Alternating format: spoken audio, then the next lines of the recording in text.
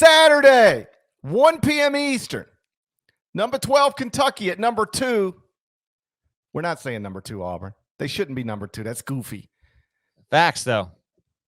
I will ignore them. Saturday, 1 p.m. Eastern, number 12, Kentucky at number 1, Auburn, inside Chris Porter Arena.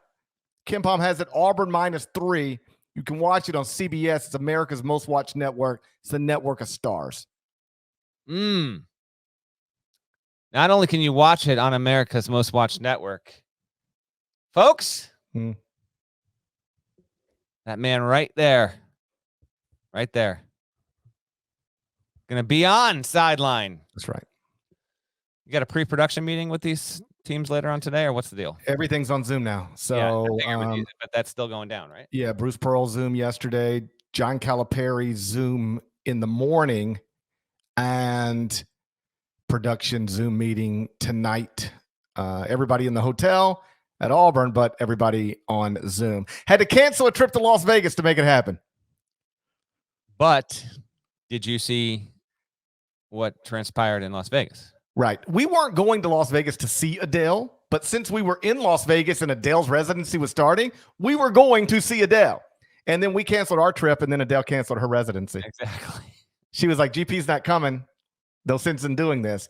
By the way, I don't know how I feel about this Adele. It's not like she got COVID yesterday or, something abruptly happened. As she explains it, they've been running into issues for weeks, and now her show just isn't ready.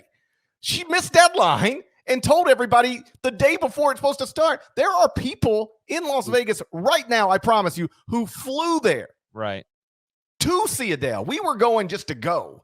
It's my birthday weekend. And then while we were there, we're like, hey, Adele's playing. Might as well go see Adele.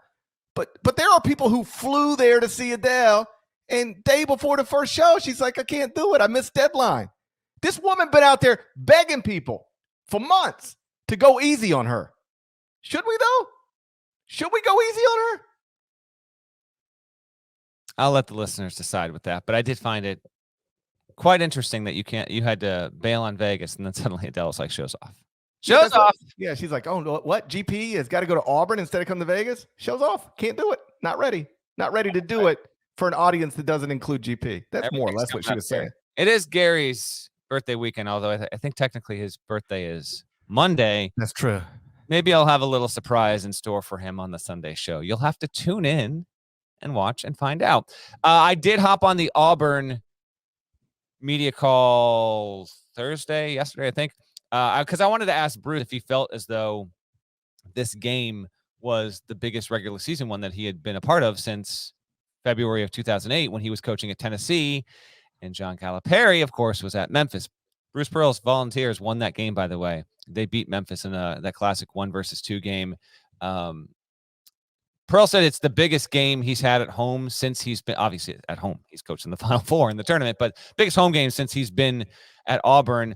He also pointed out, and I didn't realize this is the only scheduled meeting this season between these teams. Kentucky and Auburn are not scheduled to play. Now, they could play each other again in the SEC tournament, so we could certainly get this again, but this is the only one that we know for sure we're getting there, so it carries a lot of significance. And Pearl had said that Tennessee-Memphis game, like the environment was Super Bowl-like, but he said this one means more. It's we're not 1-2. That's not what it is there, but we are in the same conference. That was a non-conference game, and it means a ton locally for Memphis and Tennessee and the rivalry and all that stuff. Like it carried a ton of significance there, and we still talk about it all these years later.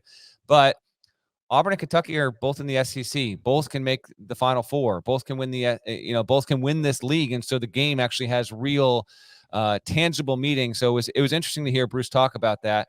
As for the game and the pick, I can't wait for this. It's 1:30 game of I think it's one of the 5 biggest matchups heading in that we've had so far this season. Love this kind of stuff, man. We didn't see this coming 3 weeks ago. Kentucky's way on track. Number 3 in KenPom as we speak right now.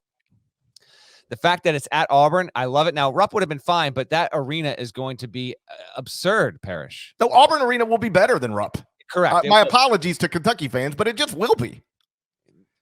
This is going to be phenomenal. I love the fact that you are going and working sideline and get to experience this because I can't wait to hear your account of what it's like. No matter if it's an epic buzzer beater overtime game or one team wins by 20, I want to hear your account of what it feels like to be in that arena. This arena, by the way, is like all of a decade old, so it's definitely the biggest game in the history of this arena. Because Kentucky is narrowly ahead of Auburn in KenPom, the line is pretty respectable. GP told you before, Tigers -3.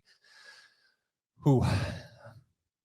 I'm going to go with Auburn here. I'm going to go with Auburn to win and to cover, but I'm going to do it with some hesitancy because I'm a believer in UK. UK is actually 4th in KenPom as I talk right now, so there was some movement overnight with the results there. It's only 2 spots separate these teams. I am way in on Kentucky and its ceiling. It got a win on the road, by the way, since we last talked at Texas A&M. Kind of won ugly first time this season. Kentucky didn't have a margin of at least 10 points in a victory there. But offensively, high-level team, still very good on defense. This should be a very well-played game. These are A- or better offenses and defenses. The battle between Kessler and Oscar Tshiebwe, I think, is going to be tremendous. What Kentucky does to try and offset Jabari Smith will be intriguing, and I think there's a chance that if Auburn does win this game, which is what I'm going to pick, win and cover, that maybe you see either Wendell Green have another really nice game. Maybe he's the star coming out of it. Katie Johnson has had no shortage of moments. Maybe it winds up being him, Zep Jasper, do we have a kind of situation where it's a truly unheralded player that comes up big in a big spot? I don't know. I just can't wait for this game. Give me the Tigers to win and to cover and to get to 18-1 in doing so.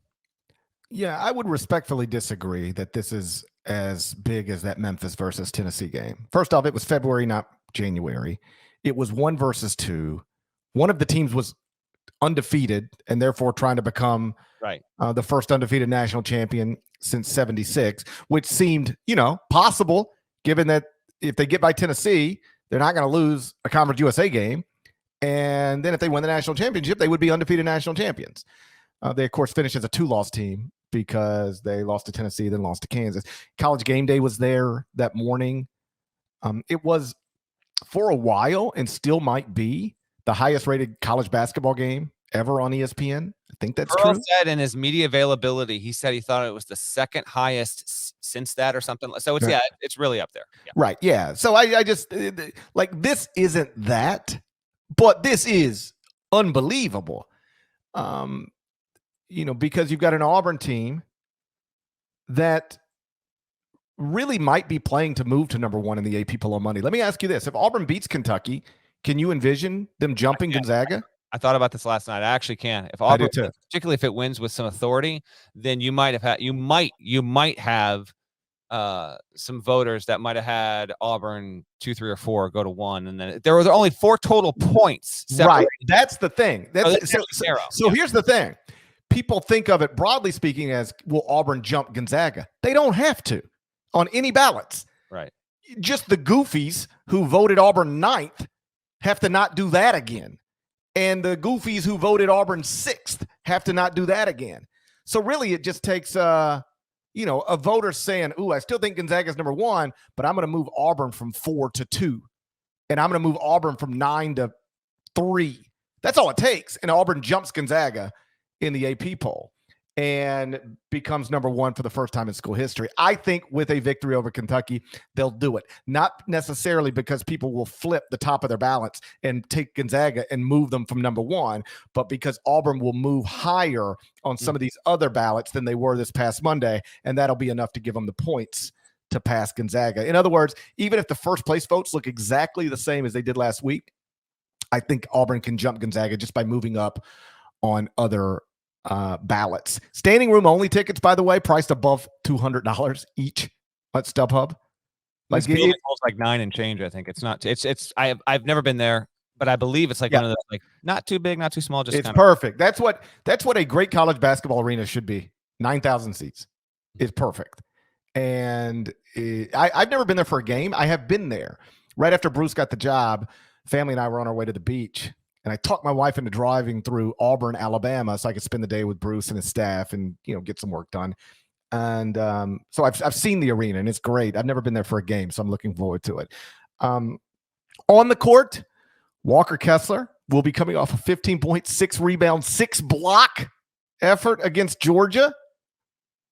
And, that was his home state school. He's from Noonan, Georgia, which is like 40 miles southwest of Atlanta. So he's now averaging, Kessler is 17.5 points, 8 rebounds, 6.5 blocks in his past 2 games. You know what they call that, don't you, dead leg? A What? breakthrough. There we go. He's breaking through just as predicted. I'll take Auburn to win, to cover, and to move to number 1 in the AP poll on Monday.